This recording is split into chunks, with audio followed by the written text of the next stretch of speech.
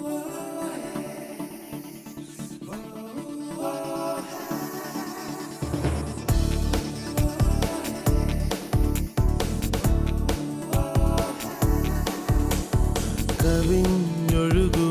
അനുഗ്രഹം നിറഞ്ഞൊഴുകുമി അനുഗ്രഹം കവിഞ്ഞൊഴുകുമി അനുഗ്രഹം നിറഞ്ഞൊഴുകുമി അനുഗ്രഹം എൻ പാപവും ശാപവും ഒഴുകി. കവിഞ്ഞൊഴുകുന്ന അനുഗ്രഹത്തിലേക്ക് ഒരിക്കൽ കൂടെ സ്വാഗതം. ഈ പ്രോഗ്രാമിൽ നമുക്ക് അല്പസമയം ദൈവവചനം ഒന്ന് പഠിക്കാൻ ഒരു ടൈം എടുക്കാം. മത്തായി എഴുതിയ സുവിശേഷം 5-ാം അധ്യായത്തിലെ ഒരു വാക്യം എനിക്ക് തോന്നുന്നു ദൈവവചനത്തോട് അല്പമെങ്കിലും ഒക്കെ കേട്ടിട്ടുള്ളവർ ധാരാളം കേട്ടിട്ടുള്ളൊരു വാക്യമാണ്. മത്തായി 5:17. ഞാൻ ന്യായപ്രമാണത്തെയോ പ്രവാചകന്മാരെയോ നീക്കേണ്ടതിന് വന്നുവെന്ന് നിരൂപിക്കരുത്, നീക്കുവാനല്ല നിവർത്തിപ്പാനത്രേ ഞാൻ വന്നത്. യേശു പറയുകയാണ്, ഞാൻ ന്യായപ്രമാണത്തെയും പ്രവാചകന്മാരെയും നീക്കാൻ വന്നതല്ല, മറിച്ച് നിവർത്തിപ്പാനത്രേ വന്നത്. നീക്കുവാനല്ല നിവർത്തിപ്പാനത്രേ വന്നത്. ഈ വാക്യം പലപ്പോഴും ഇങ്ങനെ ഒരു കൺഫ്യൂഷൻ പലരിലും ഉണ്ടാക്കിയിട്ടുണ്ട്, അല്ലെങ്കിൽ പറയുന്നത് കേട്ടിട്ടുണ്ട്. കണ്ടോ, കർത്താവായ യേശു ക്രിസ്തു തന്നെ പറഞ്ഞിട്ടുണ്ട്, ന്യായപ്രമാണം കർത്താവ് നീക്കിയിട്ടില്ല. അതുകൊണ്ട് ആ പഴയ നിയമ മോശയുടെ ന്യായപ്രമാണം, അതിലെ കൽപ്പനകൾ, അതിലെ ആചാരാനുഷ്ഠാനങ്ങളെല്ലാം ഇന്നും പ്രാബല്യത്തിലിരിക്കുകയാണ്, യേശു നീക്കിയിട്ടില്ലല്ലോ എന്ന് നമുക്ക് തോന്നും. വാസ്തവത്തിൽ ഇതിൻ്റെ മൂല ഭാഷയിൽ ഇത് പഠിച്ചാൽ, പ്രത്യേകിച്ച് ഇംഗ്ലീഷ് ആംപ്ലിഫൈഡ് ബൈബിൾ നോക്കുകയാണെങ്കിൽ അവിടെ നീക്കുവാനല്ല നിവർത്തിപ്പാൻ അത്ര എന്നുള്ളിടത്ത് ഇങ്ങനെ എഴുതിയിരിക്കുന്നത് ടു കംപ്ലീറ്റ് ആൻഡ് ഫുൾഫിൽ എന്നാണ്. അതിനെ പൂർണ്ണമാക്കുവാനും നിവർത്തിപ്പാനും എന്ന് പറഞ്ഞാൽ ആ ഒരു വാക്കിൽ നിന്ന് തന്നെ വ്യക്തമാണ്. മാത്രമല്ല, ഇതിൻ്റെ താഴോട്ട് വായിക്കുമ്പോൾ പൂർണ്ണമല്ലാതിരുന്ന ആ ന്യായപ്രമാണ നിയമങ്ങളെ ആ ദൈവം ഉദ്ദേശിച്ച പൂർണ്ണതയിലേക്ക് നടത്തുക. 2, അതിനകത്ത് നിവർത്തിക്കേണ്ടിയ പ്രവചനങ്ങൾ യേശുക്രിസ്തു നിവർത്തിച്ചു, തന്നെക്കുറിച്ചുള്ള പ്രവചനങ്ങൾ. വീണ്ടും ഞാൻ വ്യക്തമാക്കാം, ന്യായപ്രമാണത്തിലും പ്രവാചക പുസ്തകങ്ങളിലും, മോശയുടെ ന്യായപ്രമാണത്തിലും പ്രവാചകങ്ങളിലും 2 കാര്യം യേശു ചെയ്യുന്ന. ഒന്ന്, ന്യായപ്രമാണത്തിലെ കൽപ്പനകൾ മനുഷ്യരെ സംബന്ധിച്ച് ദൈവം ഉദ്ദേശിക്കുന്ന ധാർമ്മികതയുടെ പൂർണ്ണത ഇതിനകത്തില്ല. ഈ ന്യായപ്രമാണം കൊടുത്തത് മനുഷ്യൻ ധാർമ്മികമായി നല്ല സ്വഭാവത്തിൽ ജീവിക്കാൻ വേണ്ടിയാണ്. എന്നാൽ ദൈവം ഉദ്ദേശിക്കുന്ന പൂർണ്ണ ധാർമ്മികതയിൽ ഒരു മനുഷ്യനെ എത്തിക്കാൻ ന്യായപ്രമാണത്തിന് കഴിവില്ല, അത് അപൂർണമാണ്. അപ്പോൾ അപൂർണമായ ന്യായപ്രമാണം, പക്ഷേ അവിടെ സൂചനയുണ്ട് എങ്ങനെയാണെന്നുള്ളത്. ഓരോ കൽപ്പനയ്ക്കും സൂചനയുണ്ട്, അതിൻ്റെ പൂർണ്ണത എന്താണെന്ന് കർത്താവ് വെളിപ്പെടുത്തുന്നു. 2, ന്യായപ്രമാണത്തിലും പ്രവാചക പുസ്തകങ്ങളിലും ക്രിസ്തു എവിടെ വരും, ക്രിസ്തുവിൻ്റെ മിഷൻ എന്തായിരിക്കും, ക്രിസ്തു എവിടെ പിറക്കും, ക്രിസ്തു എന്ത് പേര് വിളിക്കപ്പെടും, മരണവിധം എങ്ങനെയായിരിക്കും, ഉയർപ്പ് എന്നിങ്ങനെ വേണ്ട മാനവജാതിയുടെ രക്ഷകനായി വരാൻ പോകുന്ന ക്രിസ്തുവിനെക്കുറിച്ച് നിരവധി പ്രവചനങ്ങളുണ്ട്. അത് മുഴുവൻ നിറവേറ്റുവാൻ നിവർത്തിക്കുവാനും കൂടിയാണ് യേശു വന്നത്. നമ്മൾ ഈ വേദഭാഗം താഴോട്ട് വായിക്കുമ്പോൾ ഇത് വളരെ വ്യക്തമാവും. നമ്മൾ വായിച്ച വേദഭാഗത്തേക്ക് നമുക്ക് മടങ്ങി വരാം. മത്തായി എഴുതിയ സുവിശേഷം 5-ാം അധ്യായം 17-ാമത്തെ വാക്യം. ഞാൻ ന്യായപ്രമാണത്തെയോ പ്രവാചകന്മാരെ നീക്കേണ്ടതിന് വന്നു എന്ന് നിരൂപിക്കരുത്, നീക്കുവാനല്ല നിവർത്തിപ്പാനത്ര ഞാൻ വന്നത്. പലരുടെയും ഭാഗത്തു നിന്നുള്ള ചോദ്യം ഇതാണ്, യേശു ക്രിസ്തു ന്യായപ്രമാണം നീക്കാനല്ലല്ലോ വന്നത്, അപ്പം ന്യായപ്രമാണത്തിലെ പഴയ നിയമത്തിലെ കൽപ്പനകളൊക്കെ ഇപ്പോഴും ബാധകമാണെന്നല്ലേ അതിൻ്റെ അർത്ഥം എന്ന പല ഭാഗത്തു നിന്നും ചോദ്യങ്ങൾ ഞാൻ കേട്ടിട്ടുണ്ട്. എന്നാൽ പ്രാരംഭത്തിൽ പറഞ്ഞത് ഞാൻ ഒന്നുകൂടെ ഒന്ന് വിശദീകരിക്കാം. ഈ ഭാഗം ഇംഗ്ലീഷിൽ വായിക്കുമ്പോൾ ആംപ്ലിഫൈഡ് ബൈബിളിൽ, അല്ലെങ്കിൽ അതിൻ്റെ മൂല ഭാഷയിലെ അർത്ഥം ഇങ്ങനെയാണ്, നീക്കുവാനല്ല നിവർത്തിപ്പാൻ അത്ര എന്നുള്ളിടത്ത് ടു കംപ്ലീറ്റ് ആൻഡ് ഫുൾഫിൽ എന്ന് പറഞ്ഞാൽ ന്യായപ്രമാണത്തെ പൂർണ്ണമാക്കുവാനും അതിനെ നിവർത്തിപ്പാനും. ഞാൻ പറഞ്ഞായിരുന്നല്ലോ, എന്ന് പറഞ്ഞാൽ ന്യായപ്രമാണം ദൈവം മനുഷ്യനെക്കുറിച്ച് ഉദ്ദേശിക്കുന്ന ധാർമ്മിക നീതിയുടെ പൂർണ്ണതയിൽ അവനെ എത്തിക്കുന്നില്ല. ന്യായപ്രമാണം വീക്കാണ്. ദൈവം ഉദ്ദേശിച്ച മനുഷ്യൻ്റെ ദിവ്യ സ്വഭാവങ്ങൾ മുഴുവൻ അവനിൽ കൊണ്ടുവരാൻ ന്യായപ്രമാണത്തിന് കഴിവില്ല. ആ ന്യായപ്രമാണത്തെ ദൈവം ഉദ്ദേശിക്കുന്ന ദിവ്യമായ ആ സമ്പൂർണ്ണ ധാർമ്മിക നീതിയിലേക്ക്, ദൈവത്തിൻ്റെ ദിവ്യ സ്വഭാവത്തിലേക്ക് ഒരു വ്യക്തിയെ വളർത്തത്തക്ക ഒരു ന്യായപ്രമാണം. I have come to complete it എന്ന് യേശു പറയുകയാണ്. അതിനെ പൂർണ്ണമാക്കാൻ ദൈവം ഉദ്ദേശിക്കുന്ന ആ ദിവ്യ ധാർമ്മിക നിലവാരത്തിലേക്ക് ന്യായപ്രമാണത്തെ പൂർണ്ണമാക്കാനാണ് ഞാൻ വന്നത്. മാത്രമല്ല അതിലെ പ്രവചനങ്ങൾ നിവർത്തിപ്പാൻ. യേശു ലൂക്കോസിൻ്റെ സുവിശേഷം 24-ാം അധ്യായം 44-ാം വാക്യത്തിൽ പറയുന്നുണ്ട്, ന്യായപ്രമാണത്തിലും സങ്കീർത്തനത്തിലും പ്രവാചക പുസ്തകങ്ങളിലും എന്നെക്കുറിച്ചുള്ളതൊക്കെയും നിവൃത്തിയാകണം എന്നെഴുതിയിരിക്കുന്നുവല്ലോ. അപ്പോൾ കർത്താവായ യേശു ക്രിസ്തുവിനെക്കുറിച്ച് നിരവധി പ്രവചനങ്ങൾ ന്യായപ്രമാണത്തിൽ മോശയുടെ 5 ഗ്രന്ഥങ്ങളിലുണ്ട്. കൂടാതെ സങ്കീർത്തനങ്ങളിലുണ്ട്. എൻ്റെ ദൈവമേ നീ എന്നെ കൈവിട്ടത് എന്ത്? സങ്കീർത്തനക്കാരൻ പറയുന്ന അത് ക്രിസ്തു ക്രൂശിൽ നിലവിളിച്ച അതേ നിലവിളിയാണ്. അപ്പോൾ അത് നിവർത്തിക്കപ്പെടുകയായിരുന്നു. മാത്രമല്ല കർത്താവിൻ്റെ ക്രൂശീകരണത്തിന് മുമ്പും ക്രൂശീകരണ വേളയിലും പുനരുദ്ധാനത്തിന് ശേഷവും നിവർത്തിക്കപ്പെട്ട നിരവധി പ്രവചനങ്ങളുണ്ട്. അപ്പോൾ പ്രവാചക പുസ്തകങ്ങളിലും സങ്കീർത്തനത്തിലും ന്യായപ്രമാണത്തിലും ഉള്ള വചനങ്ങൾ നിവർത്തിക്കുക. കർത്താവായ യേശു ക്രിസ്തുവിൻ്റെ ഒരു മിഷൻ അതാണ്, തന്നെക്കുറിച്ചുള്ളതൊക്കെ ഫുൾഫില്ലാക്കുക. എന്നാൽ ഇവിടെ നമ്മൾ വായിക്കുന്ന പ്രധാന കാര്യം ഇതാണ്, അതിനെ കംപ്ലീറ്റ് ആക്കുക, ദൈവം ഉദ്ദേശിക്കുന്ന ധാർമ്മികതയിലേക്ക് മനുഷ്യനെ കൊണ്ടുവരിക. ഇത് നമുക്ക് വളരെ വ്യക്തമാവും. അതിൻ്റെ താഴോട്ടങ്ങ് വായിച്ചാൽ മതി. ഈ ഒരു വാക്യത്തിൽ കിടന്ന് നമ്മൾ നിൽക്കരുത്. ഏതൊരു വേദഭാഗം പഠിക്കുമ്പോഴും അതിൻ്റെ ശരിയായ അർത്ഥം മനസ്സിലാക്കണമെങ്കിൽ അതിൻ്റെ മുകളിലും താഴെയൊക്കെ എന്താ എഴുതിയിരിക്കുന്നത് എന്ന് നോക്കിയാലേ നമുക്ക് മനസ്സിലാകത്തുള്ളൂ. അതായത് അതിന് പറയുന്ന study the text in the context. ഏത് വാക്യം എഴുതിയാലും അതിനൊരു പശ്ചാത്തലം കാണും. പലരും ബൈബിളിനെ വിമർശിക്കുന്നവരും ക്രൈസ്തവ വിശ്വാസത്തെ പോലും വിമർശിക്കുന്നവരൊക്കെ പണ്ട് ഒരു ദൈവത്തെയും ദൈവവചനത്തെയൊക്കെ തള്ളിപ്പറയുന്നൊരു വ്യക്തി ഒരിക്കലും ഇങ്ങനെ പറഞ്ഞു, യഹോവ കള്ളം പറഞ്ഞു, സാത്താൻ സത്യം പറഞ്ഞു, ഈ ഫലം തിന്നുന്ന നാളിൽ നീ മരിക്കുമെന്ന് യഹോവയാം ദൈവം ഉൽപ്പത്തി പുസ്തകത്തിൽ ആദാമിനോട് പറഞ്ഞതായിട്ടുണ്ട്. പക്ഷേ ആ ഫലം തിന്നിട്ട് ആദാം മരിച്ചില്ലല്ലോ എന്ന ഒരു ചോദ്യമുണ്ട്. വാസ്തവത്തിൽ you have to study the Bible through the Bible. ഈ ബൈബിളിനെ ബൈബിൾ കൊണ്ട് തന്നെ നമ്മൾ ഇൻ്റർപ്രറ്റ് ചെയ്യണം, വ്യാഖ്യാനിക്കണം. കാരണം അവിടെ പറഞ്ഞ മരണം ശാരീരിക മരണത്തെക്കുറിച്ചല്ല. അതുകൊണ്ടാണ് തിരുവചനത്തിൽ പല സ്ഥാനത്തും എഴുതിയിട്ടുണ്ട്, ഈ ഫലം തിന്നുന്ന ആളിൽ മരിക്കുമെന്ന് പറഞ്ഞ പോലെ തന്നെ ആ മുടിയനായ പുത്രൻ മടങ്ങി വരുമ്പോൾ ഈ എൻ്റെ മകൻ മരിച്ചവനായിരുന്നു, ഇതാ വീണ്ടും ജീവിക്കുന്നു. അവൻ ശരീരത്തിൽ മരിച്ചില്ലല്ലോ. എഫേസ്യ സഭയ്ക്ക് എഴുതുമ്പോൾ എഫേസ്യ ലേഖനം 2:1 പറയുകയാണ്, അകൃത്യങ്ങളിലും പാപങ്ങളിലും മരിച്ചവരായിരുന്ന നിങ്ങളെ കർത്താവ് തൻ്റെ കൂടെ ഉയർപ്പിച്ചു. ആ ഉയർപ്പ് ഉള്ളിലാണ് നടന്നേക്കുന്നത്. ഒരു വിശ്വാസി മരിച്ചവനായിരുന്നു, ജീവിച്ചിരിക്കുന്നു. അതുപോലെ തന്നെ വെളിപ്പാട് പുസ്തകത്തിൽ ഒരു സഭയോട് പറയുമ്പോൾ, ജീവനുള്ളവനെന്ന് നിനക്ക് പേരുണ്ടെങ്കിലും നീ ചത്തവനാകുന്നു, ജീവിച്ചിരിക്കയിൽ തന്നെ ചത്തിരിക്കുന്നു. അപ്പോൾ ആ മരണമൊന്നും ശാരീരിക മരണത്തെക്കുറിച്ചല്ല.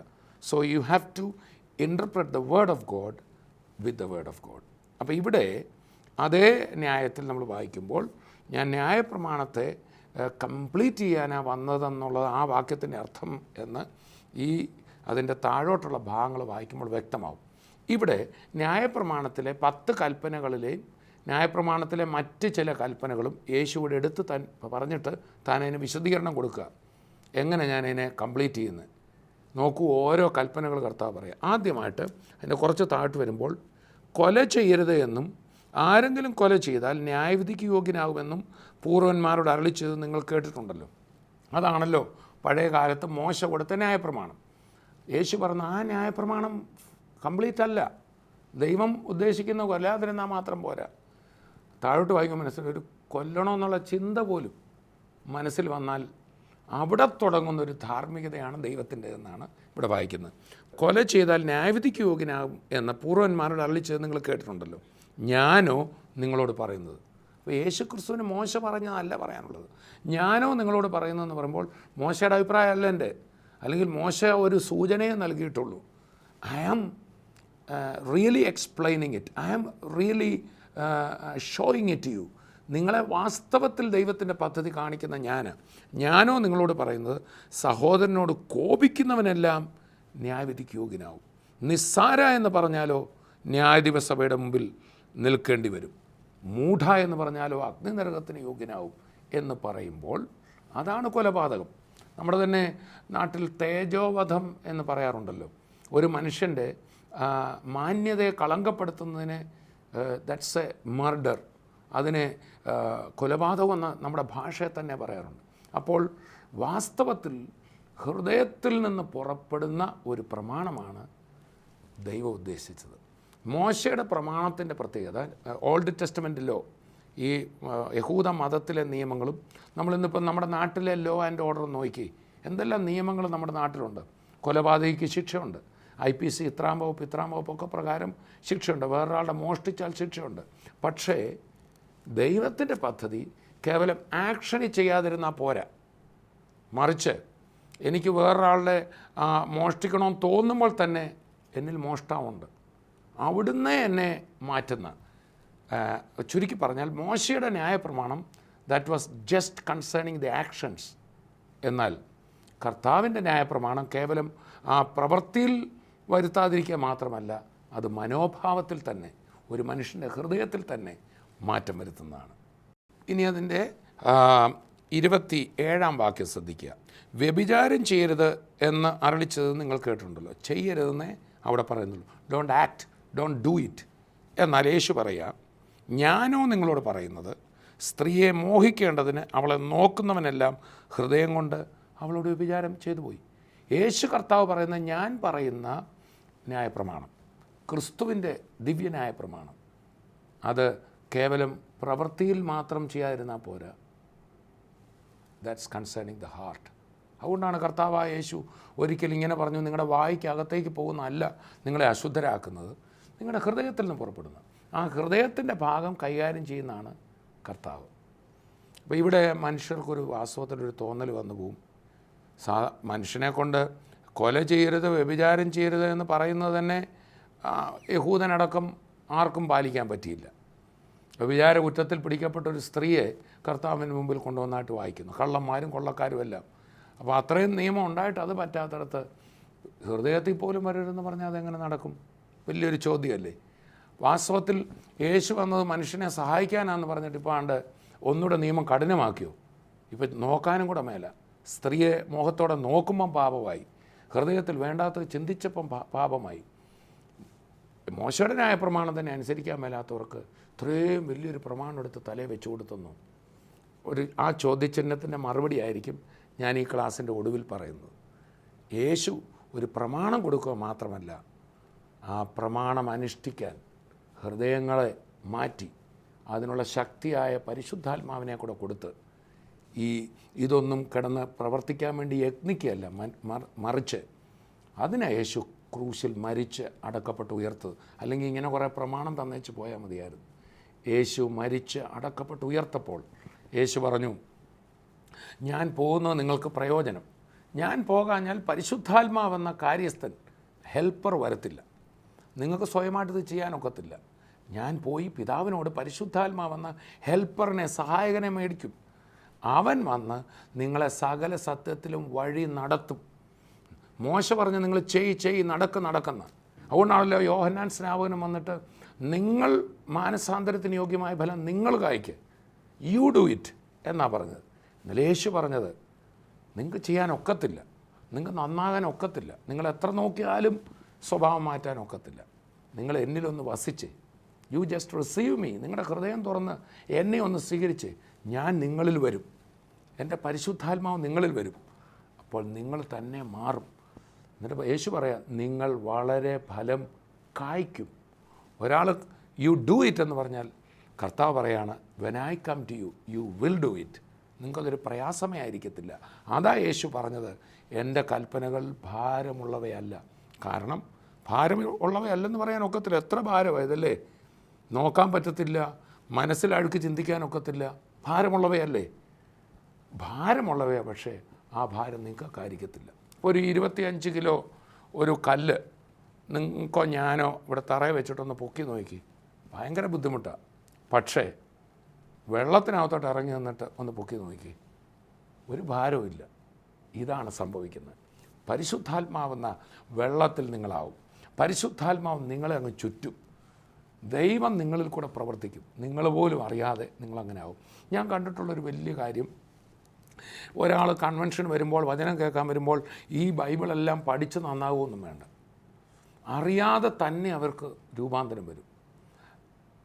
മദ്യപാനത്തിന് അടിമകളായിരുന്ന, ക്രിമിനൽ സ്വഭാവം ഉണ്ടായിരുന്ന, ഭാര്യയും ഭർത്താവുമായിട്ട് വഴക്ക് പിടിച്ച് പിണങ്ങിയിരുന്ന ചിലർ സുവിശേഷം കേട്ടതേ ഉള്ളൂ, യേശുവേ എൻ്റെ ഹൃദയത്തിൽ വരണമേ എന്ന് പറഞ്ഞ നിമിഷം, അടുത്ത നിമിഷത്തിൽ അവർ പൊട്ടിക്കരഞ്ഞ് ഞാൻ തെറ്റിപ്പോയേ എന്ന് പറഞ്ഞ്, ഞാൻ പലരെ കണ്ടിട്ടുണ്ട്, പിണങ്ങിയിരുന്ന ഭാര്യയുടെ അടുക്കൽ ചെന്ന് ഇനി ഇങ്ങനൊരു ജീവിതമില്ല, ഞാൻ നിന്നെ സ്നേഹിക്കും, കടോര ഹൃദയങ്ങൾ രൂപാന്തരപ്പെടുന്നു. എൻ്റെ വ്യക്തിപരമായ അനുഭവം ഞാൻ പറയാം. 1984 ക്രിസ്തുവിനെ ഞാൻ സ്വീകരിക്കുന്ന സമയം, ഒരൊറ്റ ദിവസം കൊണ്ട് ഞാനങ്ങ് സമ്പൂർണ്ണനായെന്നൊന്നും പറയാൻ എനിക്ക് പറ്റത്തില്ല. ഇന്നും എന്നിൽ രൂപാന്തരം നടന്നുകൊണ്ടായിരിക്കുന്നത്. പക്ഷേ നമുക്കൊരിക്കലും വിട്ടുകളയാൻ കഴിയാത്ത, ഞാൻ പുകവലിക്കുമായിരുന്നു, അല്പം ഈ മയക്കുമരുന്നിൻ്റെ ലൈനിലോട്ടും, കൂടാതെ മദ്യപിക്കുമായിരുന്നു. എനിക്ക് പ്രത്യേകിച്ച് പുകവലി നിർത്താൻ കഴിയാത്തൊരു ഹാബിറ്റായിരുന്നു. കൂടാതെ വായെടുത്താൽ പലപ്പോഴും വരുന്നത് അഴുക്കു വാക്കുകളായിരുന്നു. അതുപോലെ ഒരു പ്രത്യാശയുടെ വാക്കും വായിന്ന് വരത്തില്ല, നിരാശയുടെയും ഭയത്തിൻ്റെയും നെഗറ്റീവായിട്ടുള്ള വാക്കുകളെ വരത്തുള്ളൂ. എനിക്ക് ഏറ്റവും വലിയ ഒരു അത്ഭുതം തോന്നിയത്, എന്നോട് കർത്താവായ യേശു ക്രിസ്തുവിൻ്റെ സുവിശേഷം പറഞ്ഞ ദൈവദാസൻ എന്നോട് പറഞ്ഞു, തോമസ് ഊട്ടി ഒന്ന് കർത്താവിന് വേണ്ടി ഹൃദയം ഒന്ന് വിട്ടുകൊടുത്തേ. അന്ന് എൻ്റെ വീട് വലിയ പ്രശ്നത്തിലാണ്. വാസ്തവത്തിൽ ഞാൻ നന്നാകാനോ സ്വർഗത്തിൽ പോകാനോ ഒന്നും കർത്താവിൻ്റെ അടുക്ക വന്നതല്ല.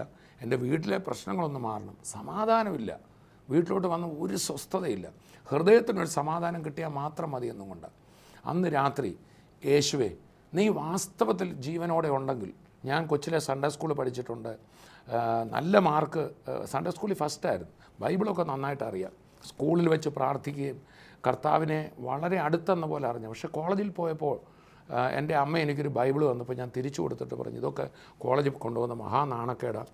വാസ്തവത്തിൽ അന്ന് ഞാൻ കർത്താവിനെ വിട്ടതാണ്.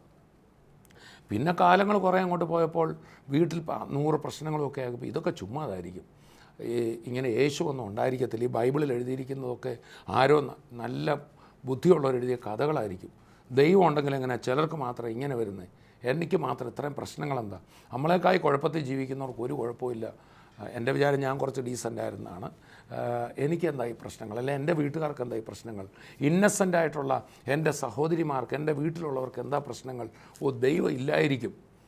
എന്നാൽ ദൈവം ഇല്ല എന്നൊരു കൺക്ലൂഷൻ ഞാൻ എത്തിയിരുന്നില്ല.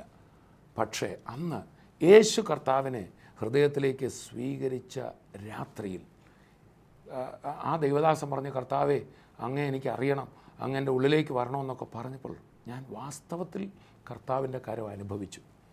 കർത്താവ് എന്നെ ആലിംഗനം ചെയ്യുന്ന അനുഭവം എനിക്കുണ്ടായി. ഏറ്റവും വലിയ മാറ്റം ഉണ്ടായത് എൻ്റെ ഹൃദയത്തിലൊരു വലിയ സമാധാനമുണ്ടായി. അതിലുപരി എൻ്റെ സ്വഭാവത്തിൽ എനിക്കുണ്ടായത്, പിറ്റേന്ന് ഞാൻ നോക്കിയിട്ട് എനിക്ക് മദ്യപിക്കാനും പുകവലിക്കാനും ഒക്കെ പറ്റാത്തൊരവസ്ഥ. ഞാൻ വിട്ടതല്ല, എനിക്ക് അതിന്മേലുള്ള ഒരു ജയം ലഭിക്കുന്നു. അതുമല്ല, മറ്റൊരു കാര്യം, എൻ്റെ നാവിൽ നിന്ന് വന്നുകൊണ്ടിരുന്ന ആ നിരാശ വാക്കുകൾ, അഴുക്കു വാക്കുകൾ, മറ്റുള്ളവരെ മോശപ്പെടുത്തുന്ന വാക്കുകൾ, അത് നാവിൽ നിന്ന് വരാനേ പറ്റുന്നില്ല. അപ്പോൾ എനിക്ക് ഞാൻ പറയുന്നത് എന്താണെന്ന് ചോദിച്ചാൽ, പറഞ്ഞു വന്നതിൻ്റെ താല്പര്യം, ഇതിനകത്തെ ഓരോ ബൈബിളിലെ കൽപ്പനകളും അറിഞ്ഞാൽ ഇനി ഞാൻ അങ്ങനെ ആകത്തില്ല, ഇനി ഞാൻ നുണ പറയത്തില്ല, ഇനി ഞാൻ അഴുക്കുവാക്ക് പറയത്തില്ലെന്ന് അതാണ് ദ ഹോളി സ്പിരിറ്റ് നമ്മളിൽ വരിക. അതിലേക്ക് ഞാൻ വരുന്നത്. വാസ്തവത്തിൽ കർത്താവ് തൻ്റെ ന്യായപ്രമാണത്തിൻ്റെ ഈ മത്തായി സുവിശേഷം ഈ അധ്യായത്തിൽ 5-ാം അധ്യായത്തിൽ ദൈവത്തിൻ്റെ ന്യായപ്രമാണത്തിൻ്റെ സ്റ്റാൻഡേർഡ് പറഞ്ഞെങ്കിലും ആ സ്റ്റാൻഡേർഡിൽ ആർക്കും എത്താനൊക്കത്തില്ല. ആ സ്റ്റാൻഡേർഡിൽ എത്തിക്കുന്ന പരിശുദ്ധാത്മാവാണ്. ഇതിനകത്ത് പറയുന്ന ദിവ്യ സ്റ്റാൻഡേർഡിലേക്ക് ഒരു വ്യക്തിയിൽ ക്രിസ്തു വരുമ്പോൾ അയാളുടെ ഹൃദയത്തിന് മാറ്റം വരിക. അതെ, ആ ദൈവത്തിൻ്റെ സ്റ്റാൻഡേർഡാണ് ക്രിസ്തുവിൻ്റെ സ്റ്റാൻഡേർഡ്. ആ ധാർമ്മികത, ദൈവത്തിൻ്റെ സ്റ്റാൻഡേർഡിലുള്ള മൊറാലിറ്റി, ആ ന്യായപ്രമാണം, ദൈവിക ന്യായപ്രമാണം, തികഞ്ഞ ന്യായപ്രമാണം, യാക്കോബ് പറയുമ്പോൾ രാജകീയ ന്യായപ്രമാണം, ദ റോയൽ ലോ, അത് ഹൃദയത്തെ രൂപാന്തരപ്പെടുത്തുന്ന. അതാണ് കർത്താവ് ഇവിടെ പറയുന്നത്. ഞാൻ ന്യായപ്രമാണത്തെ നീക്കാനല്ല വന്നത്, ന്യായപ്രമാണത്തെ ദൈവത്തിൻ്റെ സ്റ്റാൻഡേർഡിലേക്ക് കംപ്ലീറ്റ് ചെയ്യാനാണ് വന്നത്. തുടർന്ന് നമുക്ക് വായിക്കാം. കള്ളസത്യം ചെയ്യരുത് എന്നും സത്യം ചെയ്ത് കർത്താവിനെ നിവർത്തിക്കണമെന്നും പൂർവന്മാരോട് അരുളിച്ചത് കേട്ടിട്ടുണ്ടല്ലോ. ന്യായപ്രമാണം. ഞാനോ നിങ്ങളോട് പറയുന്ന അശേഷം സത്യം ചെയ്യരുത്. താഴോട്ട് പറയാം, നിങ്ങൾ ഞാൻ ദൈവത്തിനാണ്, ഞാനത് ചെയ്തിട്ടില്ല, അങ്ങനെ പറയണ്ട. നിങ്ങൾ അങ്ങനത്തെ സത്യം ചെയ്യണ്ട, ആണയിടണ്ട. നിങ്ങളുടെ വാക്ക് ഉവ്വ എന്നും ഇല്ല ഇല്ല എന്നും മതി. നിങ്ങൾ ഞാൻ ശരിയായിട്ട് സത്യമാണ് പറയുമെന്ന് പറയുമ്പോൾ അതിനാ സത്യമാണ്. ആ സത്യത്തിന് എന്തോ പ്രശ്നമുള്ളതുകൊണ്ടല്ലോ ശരിയായ സത്യം എന്ന് പറയുന്നത്. അപ്പം ദൈവത്തിൻ്റെ സ്റ്റാൻഡേർഡാണ് ഇവിടെ പറയുന്നത്. ദൈവത്തിൻ്റെ ധാർമ്മികതയിൽ ദൈവം ഉവ്വെന്ന് പറഞ്ഞാൽ ഉവ്വ, അത് നിങ്ങളുടെ വാക്ക് അങ്ങനെ ആയിരിക്കട്ടെ. താഴോട്ട് വായിക്കുമ്പോൾ ഇനിയും ന്യായപ്രമാണത്തിലെ വേറൊന്നാണ്, കണ്ണിന് പകരം കണ്ണ് എന്നും പല്ലിന് പകരം പല്ല് എന്നും അരുളിച്ചത് നിങ്ങൾ കേട്ടിട്ടുണ്ടല്ലോ. ഞാനോ നിങ്ങളോട് പറയുന്നത് ദുഷ്ടനോട് എതിർക്കരുത്, നിന്നെ വലത്തെ ചുവട്ട് തടിക്കുന്നവന് മറ്റേതും തിരിച്ച് കാണിച്ചു കൊടുക്കുക. ഇവിടെ മോശയുടെ നിയമം അനുസരിച്ച് അതൊരു ലോ ആൻഡ് ഓർഡർ നടക്കണമെങ്കിൽ ഒരാളുടെ പല്ലടിച്ചിട്ടാൽ തിരിച്ചും ചെയ്യാം, എങ്കിലേ സമൂഹത്തിൽ ഇവർ സമാധാനത്തിൽ ജീവിക്കുകയുള്ളൂ. അല്ലെങ്കിൽ കയ്യൂക്കുള്ളവൻ എല്ലാവരെയും തകർത്ത് കളയും. അതുകൊണ്ട് വാസ്തവത്തിൽ മോശയുടെ ന്യായപ്രമാണം ഞാൻ മുമ്പേ പറഞ്ഞല്ലോ, അത് ആക്ഷനിൽ മാത്രമേ പ്രശ്നമുള്ളൂ. എൻ്റെ മനസ്സിൽ എന്നാ കുഴപ്പം വന്നാലും മോശയുടെ ന്യായപ്രമാണത്തിന് ആ ഭാഗത്തത് പൂർണ്ണമല്ല, അത് അപൂർണമാണ്. അപ്പോൾ മോശയുടെ ന്യായപ്രമാണം കൊടുത്തത് എന്തിനാ? ഈ ലോകത്ത് മനുഷ്യർ അങ്ങോട്ടും ഇങ്ങോട്ടും പ്രശ്നം ഉണ്ടാക്കാതെ സമൂഹം നിലനിൽക്കണം. ഇന്നത്തെ ലോ ആൻഡ് ഓർഡർ അല്ലാതെ എല്ലാ രാജ്യങ്ങളുടെയും നിയമം അതിന് വേണ്ടി കൊടുത്തതാണ്. സമൂഹം നിലനിൽക്കണം. ഇപ്പം ഒരാളോട് കയ്പായിട്ടിരിക്കുന്നതെന്ന് ഇന്ത്യൻ നിയമത്തിലില്ല, മോശയുടെ നിയമത്തിലില്ല. പക്ഷെ ദൈവത്തിൻ്റെ law that is from heart. അവിടെ പറയുകയാണ്, നീ അവൻ ഒരു ചെകിട് കാണിച്ചു കൊടുക്കുക. താഴോട്ട് വരുമ്പോൾ പറയുകയാണ്, കൂട്ടുകാരനെ സ്നേഹിക്കുക എന്നും ശത്രുവിനെ പകയ്ക്കുക എന്നും അരുളിച്ചത് നിങ്ങൾ കേട്ടിട്ടുണ്ടല്ലോ. മത്തായി 5:43 ഞാൻ വായിക്കുന്നത്. ഞാനോ നിങ്ങളോട് പറയുന്നത്, നിങ്ങളുടെ ശത്രുക്കളെ സ്നേഹിപ്പിൻ, നിങ്ങളെ ഉപദ്രവിക്കുന്നവർക്ക് വേണ്ടി പ്രാർത്ഥിപ്പിൻ. എന്നിട്ട് അടുത്ത വാക്യം പറയുമ്പോൾ ഇത് ഒന്നുകൂടെ വ്യക്തമാകും, സ്വർഗസ്ഥനായ നിങ്ങളുടെ പിതാവിന് പുത്രന്മാരായി തീരേണ്ടതിന് തന്നെ. സോ ഇതാണ് സ്വർഗീയ പിതാവിൻ്റെ സ്റ്റാൻഡേർഡ് ഓഫ് മൊറാലിറ്റി. സ്വർഗീയ പിതാവിൻ്റെ ധാർമ്മിക അവസ്ഥ ഇതാണ്. നോക്കൂ, ഈ അധ്യായം മുഴുവൻ വായിച്ചപ്പോൾ കാര്യം വ്യക്തമായില്ലേ? അപ്പോൾ ചുരുക്കി പറഞ്ഞാൽ, മോശയുടെ ന്യായപ്രമാണം മനുഷ്യൻ്റെ ധാർമ്മികതയാണെങ്കിൽ യേശുവിൻ്റെ ന്യായപ്രമാണം ദൈവത്തിൻ്റെ ധാർമ്മികതയുടെ ഭാവമാണ് വെളിപ്പെടുത്തുന്നത്. താഴോട്ട് വായിക്കുകയാണ്, അവൻ ദുഷ്ടന്മാരുടെ മേലും നല്ലവരുടെ മേലും തൻ്റെ സൂര്യനെ ഉദിപ്പിക്കുകയും നീതിമാന്മാരുടെ മേലും നീതികെട്ടവരുടെ മേലും മഴ പെയ്യുകയും ചെയ്യുന്നല്ലോ. ദൈവം നോക്കി, ദൈവത്തെ എതിർക്കുന്നവരുടെ മേലും സൂര്യൻ ഉദിപ്പിക്കുന്നുണ്ട്, ദൈവത്തെ നിഷേധിക്കുന്നവരുടെ പറമ്പിലും മഴ പെയ്യുന്നുണ്ട്. ദൈവം കരുണയുള്ളവനല്ലേ? അതാണ് ദൈവത്തിൻ്റെ മൊറാലിറ്റി. ആ നിലയിലേക്ക് മാനവജാതിയുടെ ചിന്താഗതികളെ മാറ്റാനാണ് യേശു വന്നത്. കേവലം ചിന്താഗതി മാറ്റുകയല്ല, അവരിൽ അങ്ങനെ ആക്കി തീർക്കാൻ. താഴോട്ട് വായിക്കുന്നു, ആകയാൽ നിങ്ങളുടെ സ്വർഗീയ പിതാവ് സൽഗുണപൂർണ്ണനായിരിക്കുന്ന പോലെ. ഈ 5-ാം അധ്യായത്തിന് ഞാൻ ന്യായപ്രമാണത്തെ നീക്കാനല്ല നിവർത്തിപ്പാനത്രേ വന്നതെന്ന് തുടങ്ങുന്ന ടോപ്പിക് യേശു ഇവിടെ അവസാനിപ്പിക്കുന്നത്. ആകയാൽ നിങ്ങളുടെ സ്വർഗീയ പിതാവ് സൽഗുണപൂർണ്ണനായിരിക്കുന്ന പോലെ നിങ്ങളും സൽഗുണപൂർണ്ണരാകുകയും. ഇതേ അധ്യായത്തിൽ ഈ ഭാഗം തുടങ്ങും, വേറെടുത്ത് അതിൻ്റെ 20-ാം വാക്യത്തിൽ പറയാണ്, നിങ്ങളുടെ നീതി ശാസ്ത്രിമാരുടെയും പരീശന്മാരുടെയും നീതിയെ കവിയട്ടെ. അവർ ശാസ്ത്രിമാരുടെയും പരീശന്മാരുടെയും നീതി ന്യായപ്രമാണത്തിലെ നീതിയാണ്. മോശ പറഞ്ഞ പോലെ അവർ കല്ലെറിഞ്ഞ് കൊല്ലും, അവരാരോടും കരുണ കാണിക്കില്ല, അവർ വേണേൽ ചതകുപ്പ ജീരകം ഇതിലെല്ലാം അവർ ദശാംശം കൊടുക്കും. നിയമം കർക്കശമാണ്, മതപരമായ ചടങ്ങുകളൊന്നും ഇടം വലം വിടത്തില്ല. പക്ഷേ ഒരുത്തരോടും കരുണ പോലും കാണിക്കത്തുമില്ല. എന്നാലേ ഇവിടെ കർത്താവ് പറയുന്ന നീതി ദൈവത്തിൻ്റെ നീതിയാണ്. ഇവിടെ കർത്താവ് പറയുന്ന മൊറാലിറ്റി ദൈവത്തിൻ്റെ മൊറാലിറ്റിയാണ്. ദൈവം കരുണയുള്ളവനാകുന്ന പോലെ നിങ്ങളും കരുണയുള്ളവരാകുവീൻ. വീണ്ടും ഞാൻ പഴയതിലേക്ക് മടങ്ങി വരട്ടെ. ആകുവീൻ എന്ന് പറഞ്ഞ് കർത്താവ് അവസാനിപ്പിച്ചില്ല. കർത്താവ് പറഞ്ഞു, ഇത് നിങ്ങളെക്കൊണ്ട് ചെയ്യാനൊക്കത്തില്ല. 15-ാം അധ്യായം യോഹന്നാൻ 15. നിങ്ങൾക്ക് ആർക്കും അങ്ങനെ ആകാനൊക്കത്തില്ല. ഞാൻ നിങ്ങളെ അങ്ങനെ ആക്കാൻ സഹായിക്കും. ഒരു സഹായകനായ പരിശുദ്ധാത്മാവിനെ ഞാൻ നിങ്ങൾക്ക് തരും. ഞാൻ മരിച്ചടക്കപ്പെട്ട് ഉയർക്കപ്പെട്ട ശേഷം പരിശുദ്ധാത്മാവ് നിങ്ങളുടെ മേൽ വരുമ്പോൾ അവൻ നിങ്ങളെ സകല സത്യത്തിലും വഴി നടത്തും. നിങ്ങൾ നടക്കുകയല്ല, വഴി നടത്തും. അതുകൊണ്ടാണ് എബ്രായ ലേഖനം 8-ാം അധ്യായത്തിൽ പറയുന്നത്, ഞാൻ അവരോട് ചെയ്യുവാനിരിക്കുന്ന നിയമമോ എൻ്റെ ന്യായപ്രമാണം ഞാൻ അവരുടെ ഉള്ളങ്ങളിലാക്കും, പുസ്തകത്തിൽ തരുമെന്നല്ല ഉള്ളിലാക്കും. അഥവാ പരിശുദ്ധാത്മാവിനെ നമുക്ക് തരും. എന്നെ കേൾക്കുന്ന സഹോദരങ്ങളെ, പരിശുദ്ധാത്മ സഹായത്താൽ നമുക്കങ്ങനെ ആകാൻ പറ്റും. അതാണ് പൗലോസ് ശ്ലീഹ പറയുന്നത്, എന്നെ ശക്തനാക്കുന്നവൻ മുഖാന്തരം എനിക്ക് സകലവും ചെയ്യുവാൻ കഴിയും. അതാണ് പൗലോസ്ലീഹ പറയുന്നത്, ഞാൻ മരിച്ചു, ഇനി ജീവിക്കുന്ന ഞാനല്ല, ക്രിസ്തു അത്ര എന്നിൽ ജീവിക്കുന്നു. അങ്ങനെ ഒന്നാകാൻ ആഗ്രഹമുണ്ടോ? മാറണമെന്ന് ആഗ്രഹമുണ്ടോ? പുതിയൊരു വ്യക്തിയാകണമെന്ന് ആഗ്രഹമുണ്ടോ? സ്വയമായിട്ടൊക്കത്തില്ല. ഒറ്റ കാര്യം ചെയ്താൽ മതി. യേശുവേ, എൻ്റെ ഉള്ളിൽ വരണമേ, പരിശുദ്ധാത്മാവേ എന്നെ രൂപാന്തരപ്പെടുത്തണമേ. ഇപ്പോൾ തന്നെ നിങ്ങൾ അത്ഭുതകരമായി മാറ്റപ്പെടും. നമുക്ക് പ്രാർത്ഥിക്കാം. പിതാവേ, ഞങ്ങളങ്ങയെ സ്തുതിക്കുന്നു. ഞങ്ങളെ കേൾപ്പിച്ച വചനത്തിനായി സ്തോത്രം.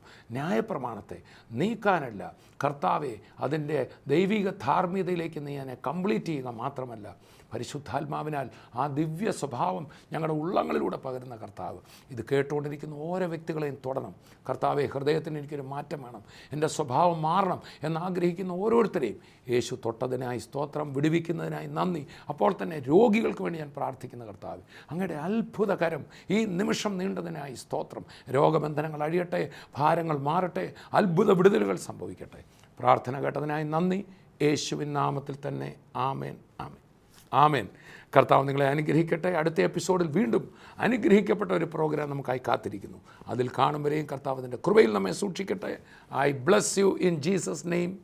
ആമേൻ.